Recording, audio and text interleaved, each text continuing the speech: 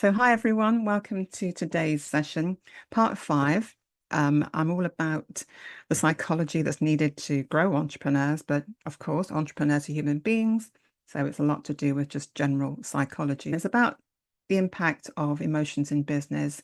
I've tackled three emotions today: fear, anger, and overwhelm, mainly because it's the sort of thing that happens to me. We'll find out whether it happens to you too. Today, I'm going to spend about 35 minutes just showing you some of the information that I've had stored inside my head. And then we can spend 5 minutes afterwards doing a bit of a Q&A. I want to assess the negative impact of emotions in business, in particular, fear, anger, and overwhelm. I want to be able to raise our awareness of how it gets in the way. And if you are in business, it will definitely impact your decisions and the things that you do. And I'm really, really keen on saying that we don't grow the business unless we grow the owner. I think as I say that and repeat it more and more, it just makes so much sense because we're trying to build our business and make it amazing. And it's a bit like having a 5-year-old that is never allowed to become a 10-year-old, never allowed to become a 15-year-old. You know what? We're going to have problems. We really are going to have problems. And the last thing I want to do is just to provide some very practical steps too that will help you to reverse the impact of these strong emotions. Now, a little bit about me. I'm a qualified psychotherapist and I'm an emotional intelligence coach too. I operate in the UK. I've got a lot of global connections too. I'm the author of Navigating Stress. I was headhunted to write during the COVID period. So 2020, I wrote it, 2021, it was published. And I must say, it's a really good book. I keep reading it because people keep reminding me. The content was kept precise and very simple to read because I knew I had to convey some concepts which would help people during that very terrible time. My main aim today is to work with business owners and entrepreneurs like yourself who just want to be psychologically strong.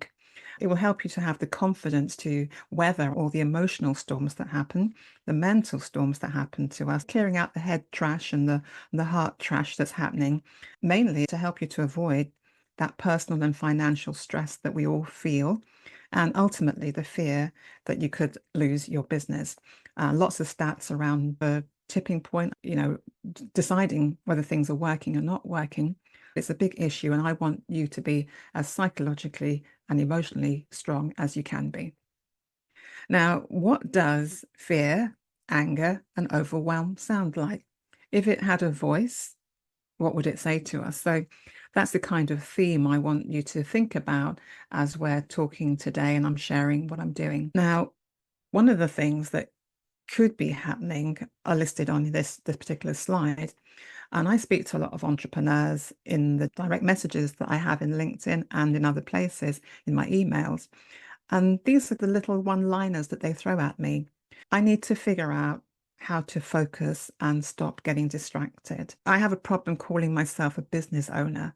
That place of giving ourselves permission to call ourselves a business owner. There's also an element of what makes my offer different when so many other people are doing exactly the same thing. And I'm in the therapy coaching space. There are lots of people that are doing that too. So what makes me different? It's something I'm always thinking about. I feel very drained, as another person says. I feel very drained. I don't have the time or the energy to keep showing up and being original. Again, about being different and energy. And how do I stay motivated and keep the momentum going, even in those slow periods? And then another person said, I feel quite ashamed about all my failures and my struggles. And when people say this to me, I really do identify with a lot of what they're saying because these things happen to me too. Now, I just want to just check in the chat and make sure that you guys are still with me. So if you're still with me, guys, just either do a thumbs up. You can use the emojis if you're an emoji type person, or feel free to put down a Y in the comments so that I can get charged up and energized by just having you guys around me. I can see that someone from Portsmouth, yay, a UK person. Denise, thank you.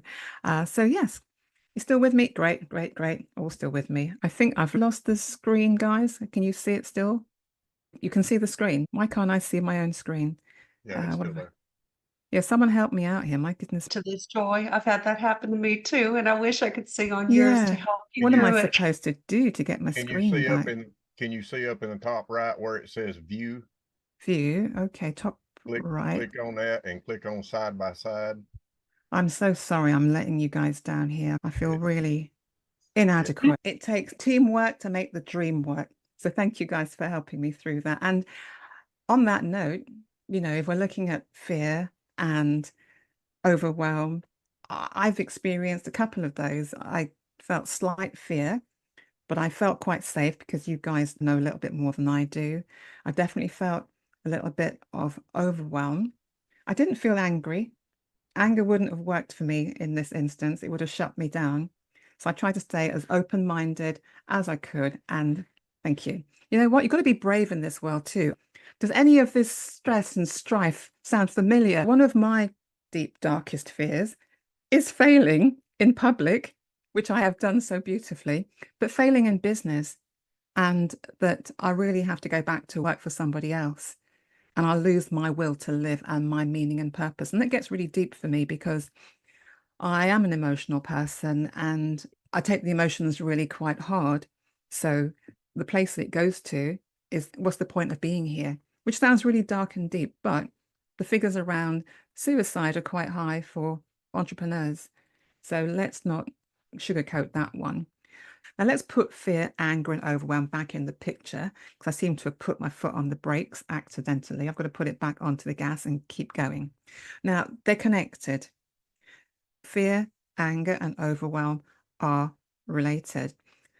Anger didn't get triggered for me during this little mess up that I did, but fear certainly kicked in and overwhelm certainly kicked in. And the reason why is because thoughts affect your feelings, your emotions, and your emotions affect your actions. And there's a lovely cycle that goes on. And when you recognize that, it starts to at least give you some hope that you can break some of the things that are happening to you in life. So I want to regroup and let's do a bit of an assessment. I want you to think about how you feel about these emotions. How much do they affect you in your business? On a scale of 1 to 10, I want you to look at fear. It might be a 0 or a 1. If it affects you a lot, you put down a 10. I want you to take anger as well, do exactly the same thing on a scale of 1 to 10. 0, no impact, 10, a lot. And then thirdly, look at overwhelm and do the same thing again. 1 or 0 hardly affects me. 10, it affects me a lot. And these are your own personal scores, guys. So I would go back to the chat and have a look, but I am so not going to tempt fate. I'm just going to keep the whole thing rolling. Don't tempt fate. In this world, you've got to know when your luck's in, and you have to make that kind of decision. I'm going to make a snap decision. My luck's in. Keep going. Keep those slides rolling. So life happens. And the big thing is, what can I control and what can I not control? Lots of words on this particular slide. Jumping out at me is God, which is very interesting, and faith is right next to it. But also emotions, joys on there, thoughts around overcoming, lots of things happening. For me personally in my life, I've had a lot of bereavement, so grief would jump out at me, or bereavements would jump out at me. But we have a life, a lot happens. We've got to work out what we can control and what we can't control. Emotions can be very uncomfortable. There are some physiological sensations that are just baked into us that happen. Sometimes we misread them, and the stress response is one of the things that gets triggered quickly because it's our survival mechanism. And I don't think we really want to lose that anytime soon, even though we sometimes say, I wish I didn't get so anxious. I wish I didn't get overwhelmed. I wish I didn't get angry. I wish I didn't have fear. If you didn't have this as an organism, as an animal, you wouldn't be alive on this earth for very long because they do have a purpose. Ultimately, though, if we're not using or managing these emotions well, they're going to impact our performance and our productivity. What happens is the brain shuts down, so you can't think straight. So you haven't got access to that high quality thinking that you need. Also, if we're not managing our emotions in a really useful way, we're burning up energy when we don't need to. So responding all the time internally to things going on Our body trying to speak to our brain is taking up energy. And entrepreneurs do have feelings too. Contrary to popular belief that we don't have any feelings, we're just machines that like to make money.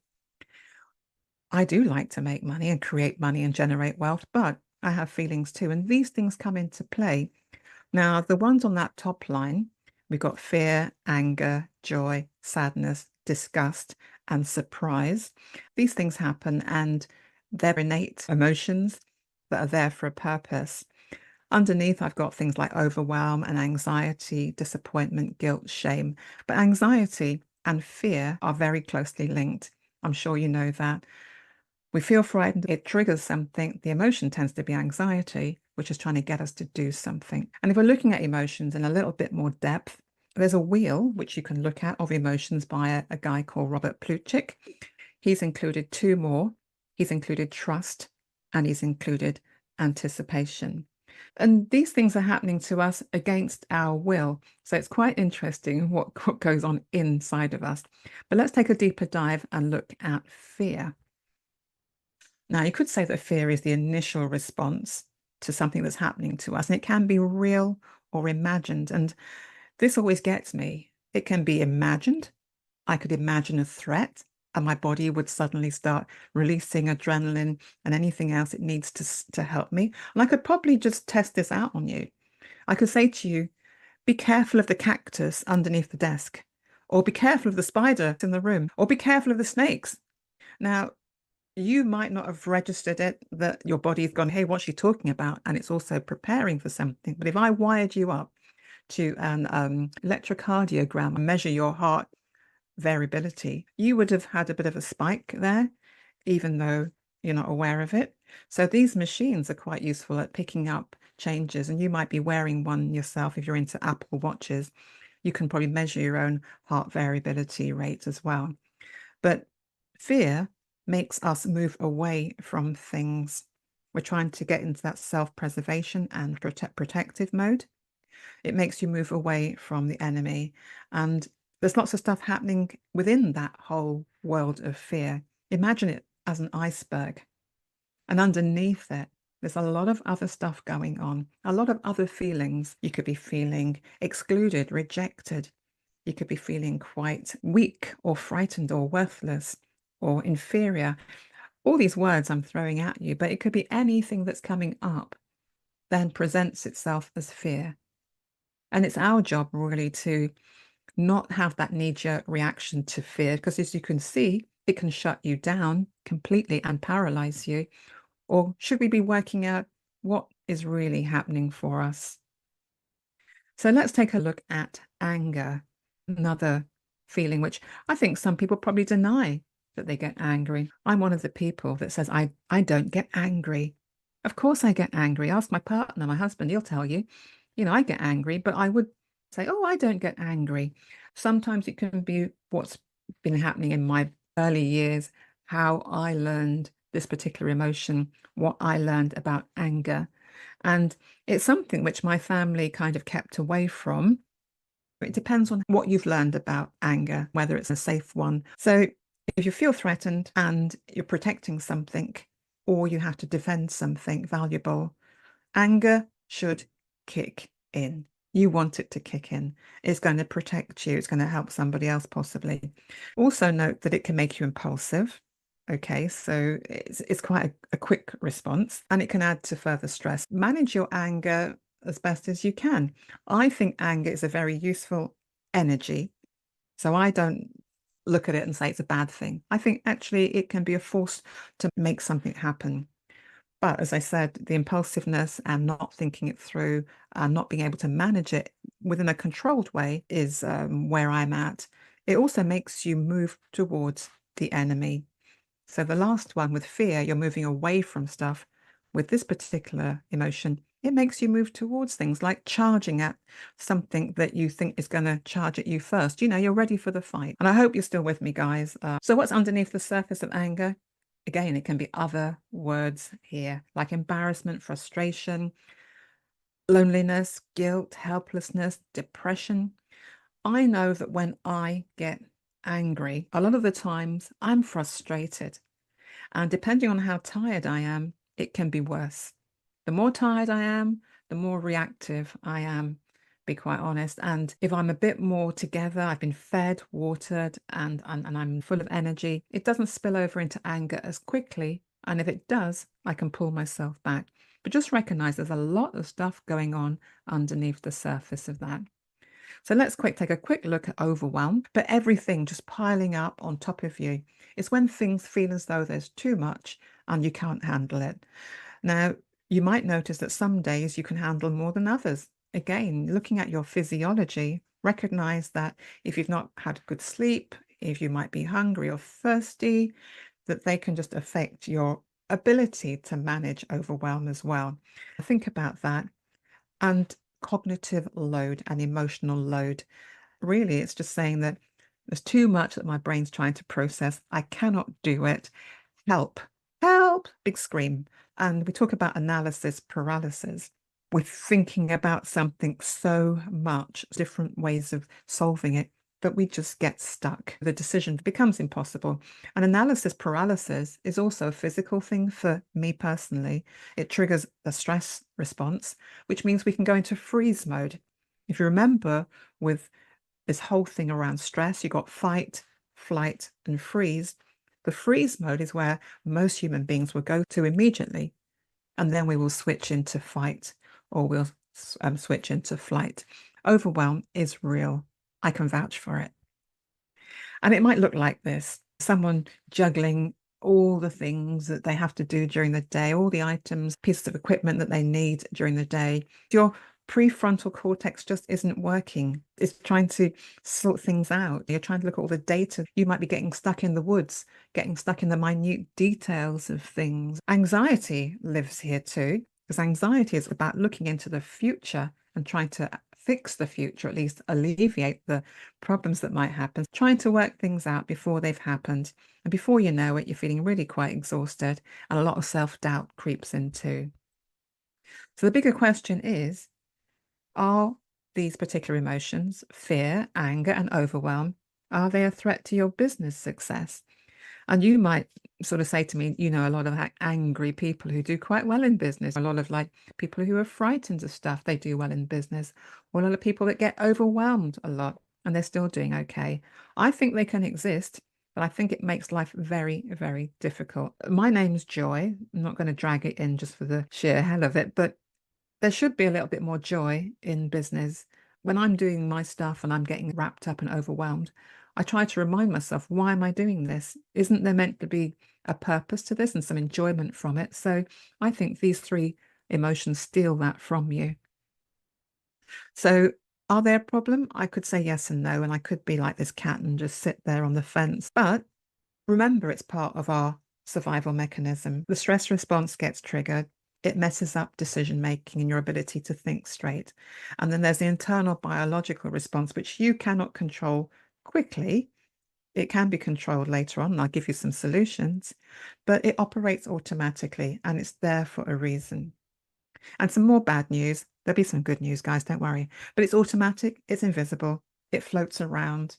It's like this bottle with the little message inside of it, but we can't see the harm that it might do. As a human being, we feel it and then we react to it. The question is, what if these feelings and the others are actually motivating messages to us in that bottle? There might be a rainbow, as I say, at the end of the rain, and all you need to do is become much better at breaking your own emotional code. Susan David, author of Emotional Agility, and she says our raw feelings can be the messengers that we need to teach us things about ourselves, and it can prompt insights into the important life directions. Where should we be taking our life next? What should we be doing next? If we see it as neutral, and then we can decide what we're going to interpret it as, it might be a motivating force. So bear that in mind too.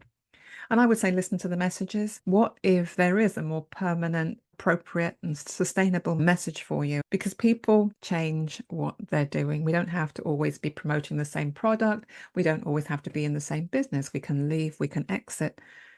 So the misery that gets created, I think, by being consistently in that space of anger, fear, and overwhelm, it's not a healthy place.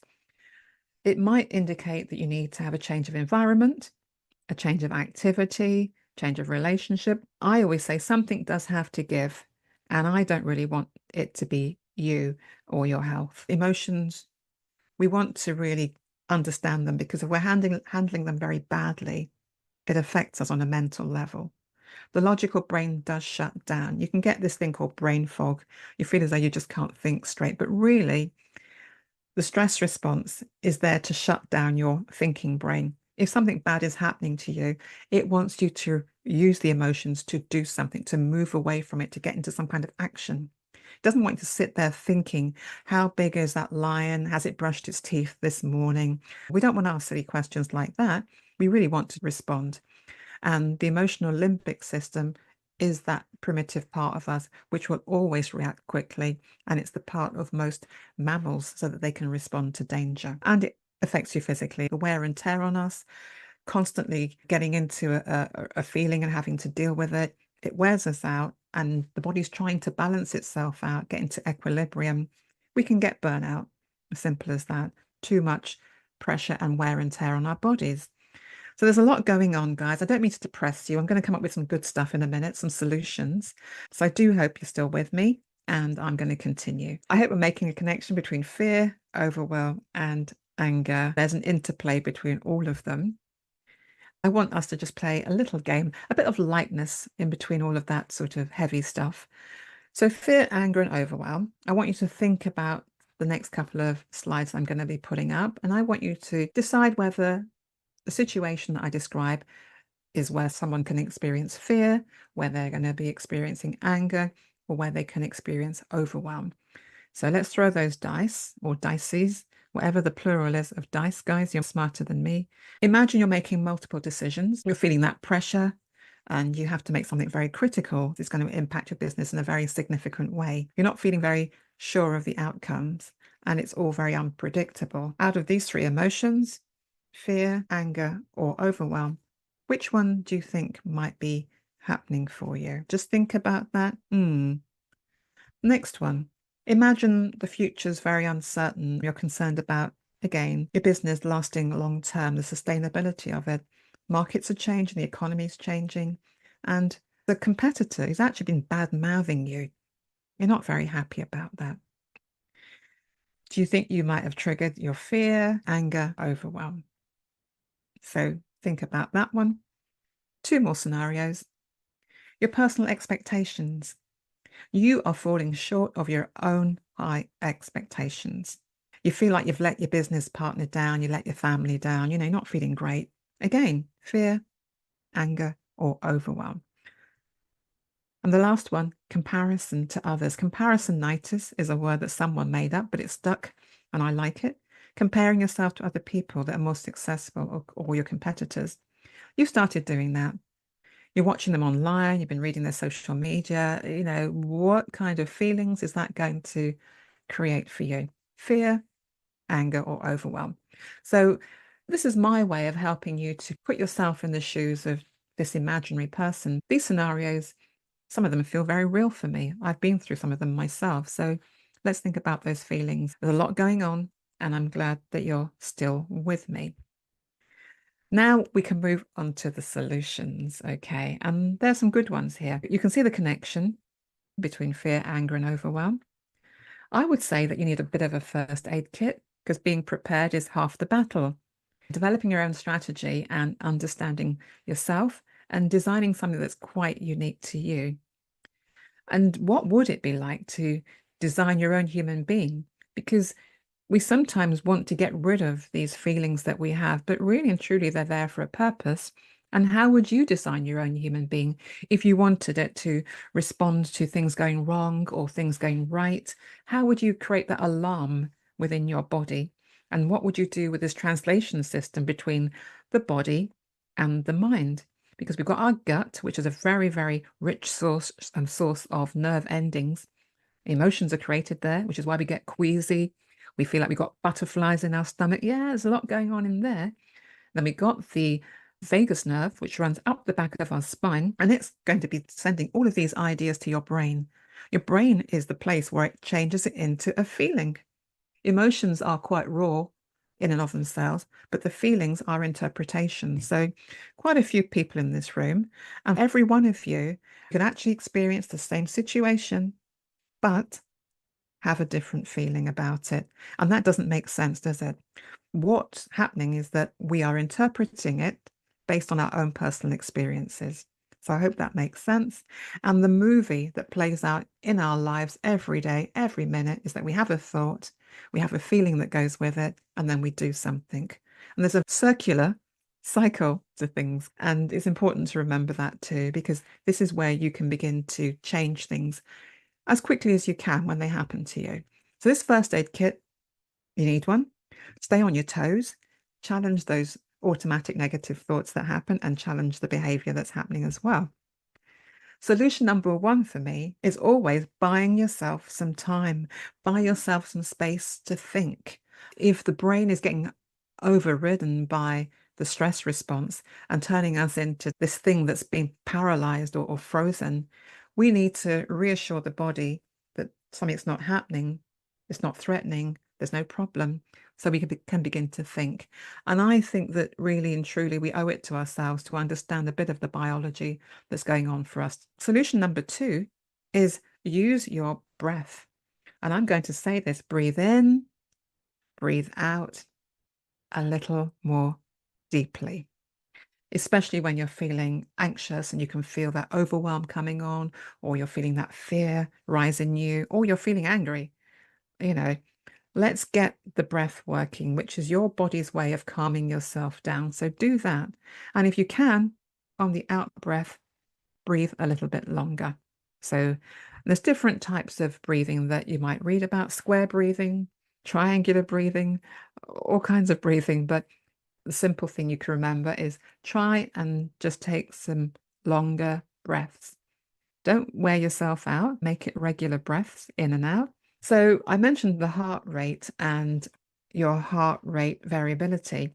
If you can start paying attention to when your heart rate goes up, I know when my heart rate goes up, I can feel it. I can feel my chest beating a lot harder.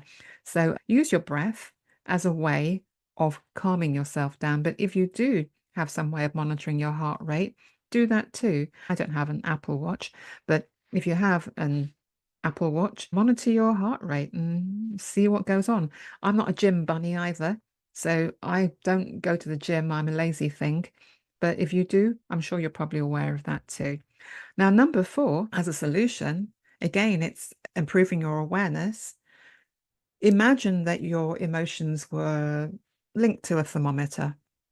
And as things got a bit heated and got into the red, which is the top of the thermometer, you could become aware of it and calm yourself down. Making a couple of notes on that thermometer would be useful. When you're in that blue zone, when you're calm, what's happening to you? Who are you with? What are you thinking? What are you feeling? Make a note of that and notice what happens when you go into the red. Who are you with? What are you thinking? What are you feeling? And that middle point, when things tip. I think it's important to know the tipping point as well, but that midway point might be something that you can use. So the thermometers are a really good idea, or a barometer, which is linking it to the weather system, the cloud system, the rain system, the snow, whatever, a tsunami. The other solution is obviously cognitive reframing. There's a good phrase here: between the stimulus and the response, there is a space, which is between something happening to us and us responding. There is a space. That is what I say buys us the space. Viktor Frankl was a Holocaust survivor. He went on to become a neurologist and psychologist, and he wrote a book called Man's Search for Meaning. Thinking is important. Thinking triggers the feelings trigger the behaviors. So make that connection. The emotion that's generated in us lasts 90 seconds. So if we can just ride out those 90 seconds and not make it mean too much, don't get stuck in overthinking, we can perhaps let that go. 90 seconds, really? Doesn't feel like that when we're holding on to it, but we're holding on to it for a reason. We're making it mean something, and it's down to the experiences that we've had in life. So start trying to catch these things. Solution 6, find yourself a pacifier. Now, in the UK, we don't say pacifier, we say a dummy. But find yourself this thing that's going to self-soothe you. You might decide to go for a walk. You might decide to talk to a friend. You might decide to go and have something to eat, play some music, go and do some exercise. Whatever you notice makes you calm down, makes you feel good, do it. And there are some unhealthy ways, of course, of finding our own pacifier. Alcohol and drugs I put down there, and I'm not judging you, but these are not healthy. In the short term, yeah, I can say that they work. I'm not into drugs in that respect, but alcohol, yeah, it can work in the short term, doesn't work in the long term. Definitely not for me. The last thing I'm going to say is just have a sense of humor. I don't know, I'm being like a bit insulting by saying to you have a sense of humor when you're feeling angry, when you're feeling fearful, when you're feeling overwhelmed. But hang on, I'm talking about getting things in proportion. Get it back into proportion, because that's what we've done, blown things out of proportion, which is why the thinking habits and the thinking patterns, becoming aware of those will give you at least a way to say, hang on, here I go again. I'm a catastrophizer.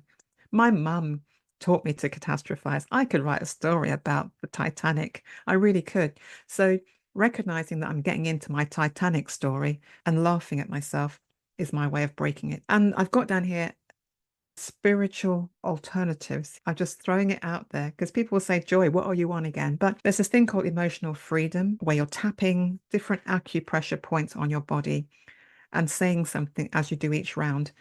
If you try it, you might find that it's a very useful way of breaking your cycle when you're in that bad emotional space. There's also mindfulness, which you're very much aware of, I'm sure, and meditation, which is spoken about, and prayer. Now, people don't speak about prayer often enough. You don't have to be religious to go into prayer. You can just say something to yourself, which might be an affirmation or a mantra, which calms you down. These are all the solutions which I hope are making sense, because fear, anger, and overwhelm are quite real. And I want us to redo that assessment again. Let's see if things have changed in your world. So we've got our timeline from 0 to 10. I want you to put down how much does this emotion impact you in business. 0 at one end, 10 at the other. Just try and rate yourself in terms of fear. Look at your anger line as well. Do the same thing for your overwhelm. Look at that on a scale of 1 to 10. It may have changed from the beginning of the session because I fed you with some information and your brain is making it make sense. So it might have reassessed how it does this particular rating. The entrepreneur's journey is really to recognize all of these thoughts, emotions, cycles, behavior cycles that are happening for us, the habits, the patterns that we get into, and to minimize them, minimize the impact in your business. Again, I'll remind you about the resources sheets there, the negative thinking habits and patterns, and also the 40 negative thoughts that we can have, which are bad for business. There are lots of things that are bad for business, but are you having any of these thoughts? Can you recognize them? And this is, again, all about emotional intelligence. It's your way into beginning to understand yourself a lot better. You don't grow the business, you grow the owner. I hope I've done what I said I would do, guys. Assess the impact of anger, overwhelm, and fear, and ensure that you have some strategies to deal with that. I could go into all of them in a lot more detail, but it would take me a very long time. So this is a very short run through. And if you like what I'm saying and you want to find out more and you recognize that perhaps you need your own personal strategy, do get in touch with me. I coach one-to-one. I do some group coaching programs, which I limit to 6 people. I'm going to start that up again for the autumn.